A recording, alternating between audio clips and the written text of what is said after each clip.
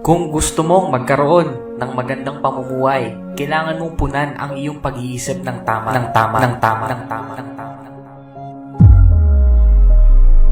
Tuturuan kita kung paano mag-isip ng tama. Makinig ka mabuti. Ang pinakamalaking pagkakaiba ng mga successful na tao sa hindi successful na tao ay ang kanilang tinatawag na thinking gap. Hindi ko ibig sabihin dito kung gaano ka katalino or gaano kataas ang iyong IQ. Ang ibig kong sabihin ay kung paano ka mag-isip. Kung paano ako mag-isip. Kakaibang mag-isip ang mga successful na tao kumpara sa mga unsuccessful. Ang wise na pag-iisip ay nagdudulot sa'yo ng tamang pamumuhay. Habang stupid thinking naman, nagdudulot lang to ng maling pamumuhay. Kung gusto mo magkaroon ng magandang buhay, kailangan mo punan ang iyong isip ng tama. First, kailangan mo mag-focus sa present, today. Ito ang hindi nare-realize. Pinaka-importante ay ang nangyayari mismo ngayon. Marami ang binabasta-basta ang mga pwede nilang gawin bukas at nagiging kampante sa ginagawa nila kahapon at minamaliit din nila kung ano yung pwedeng magawa nila ngayon. Medyo magulo, diba? Pero ulitin ko to para sa'yo. Maraming binabasta-basta ang pwede nilang gawin bukas. At nagiging kampante sila sa ginawa nila kahapon. At minamaliit lang kung ano ang pwede nilang magawa ngayon. Ito ang kailangan mo maintindihan. Ang pinaka-meron kang oras ay ngayon lang. Hindi kahapon, hindi bukas, kundi ngayon. Kaya ang pinakatanong na ngayon ay ano ba ang ginagawa mo ngayon? Lahat ng leaders ay laging at the moment. At dahil doon, namamaximize nila ang lahat ng sandali. Kung ikaw ay natutukso minsan na tumingin sa ibang bagay, go ahead, tumingin ka. Sandali lang. Pero kailangan mong bumalik agad sa present moment. Dahil mismo ngayong araw ay ang pinaka-preparation mo para sa magiging success mo kinabukasan. Lahat naman tayo gusto maging motivated. At laging ganado pero maraming oras na bigo tayo na makita ang sikreto sa motivation. Kaya bibigyan kita ng motivation right at this moment. Just do it. Gawin mo na lang. Kung akala mo na ang motivation ay ang nagiging dahilan para ikaw ay bumangon at gumalaw araw-araw, no. Dahil ang motivation ay nanggagaling sa action. Dahil kung totoo na ang motivation na magpapagalaw sa'yo, then maghihintay ka na lang na maging motivated muna bago ka gumalaw at gumawa man lang ng kung ano at magsimula.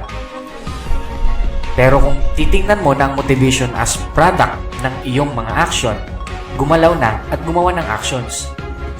If you want motivation, then create motion. Kapag ganito ang pag-iisip mo, hulaan mo kung ano mangyayari. Magugulat ka na lang, laging gigisingin ka ng iyong motivation at magiging masarap ang pakiramdam mo at masaya ka na may ginagawa ka. At makakasabi ka na lang na, wow, sobrang galing neto. Gawin mo itong foundation at principles sa mga bagay na ginagawa mo. Walang mangyayari sa buhay mo hanggat hindi ka magkukumit. Walang mangyayari sa'yo kung ikaw ay susubok lang pero hindi ka committed. Walang mangyayari sa'yo kung panay isip ka lang at walang ginagawa. Walang mangyayari hanggat hindi mo sinisimula ng first step. Walang mangyayari hanggat hindi mo iniikot ang manubela patungo sa mga bagay na importante sa'yo. Stay with it long enough hanggang sa malaman mo kung meron bang prutas ang inaakyat mong puno. Madali lang mag-goal setting sa papel. Pero kailangan mong kunin ang iyong mga goals gamit ang iyong mga paa at kamay. Kailangan mong gumawa ng action. Dahil ang action ang namamagitan sa atin.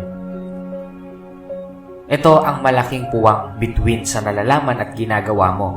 Yung nalalaman mo ay ang iyong goal setting, pero yung paggalaw mo at yung mga ginagawa mo, that's goal achieving. It takes 30 days para makapag-create ka ng bagong habit or yung habit ay maging habit. Ang habits minsan nakakabuti, minsan ay nakakasama. Sa pagtagal, pwede kang makagawa ng habit na makakatulong sa'yo or mga habit na makakasama sa'yo at makakasakit sa'yo. Ang mga taong umuunlad at nagiging successful ay gumagawa ng habit na makakatulong sa kanila. Once na ma-adapt mo ang isang magandang habit, di mo na kailangan isipin to dahil isa na tong habit. Ibig sabihin, kapag na-practice mo ang isang good habit over a period of time, it will become automatic at nagiging part na ito ng kung sino ka. Practice a habit long enough till you make it yours.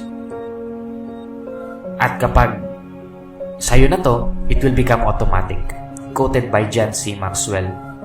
Araw-araw gawin mo ang mga dapat mong gawin. Lahat ng magandang bagay ay nasa taas ng bundok. Nasa taas ng bundok. Kaya akyatin mo to. Wala kang maririnig sa karamihan na aksidenteng nakakuha ng achievements.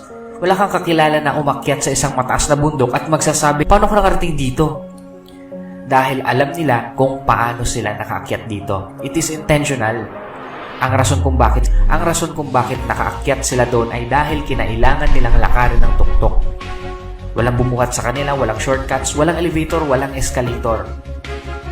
Lahat to ay dahil sa effort, kaya sila ay nakaabot sa tuktok. Ang gusto kong maintindihan mo ay, ang inspiration ay mas magiging matibay kapag may halo itong perspiration. Kailangan mo pagpawisan. Marami ang tao na gusto maging inspired sa mga magagandang bagay pero ayaw gawin ang hard work. Para ma-achieve mo ang isang bagay, hindi pwedeng inspiration lang dahil kailangan mo ng perspiration. Kaya naniniwala ako na ngayong araw, babangon ka. Titingin ka sa mga bagay na di mo pa nagagawa at susunggaban mo ito. Magugulat ka na lang kapag natapos mo ang mga bagay na dapat mong gawin, ikaw ay mai-inspired.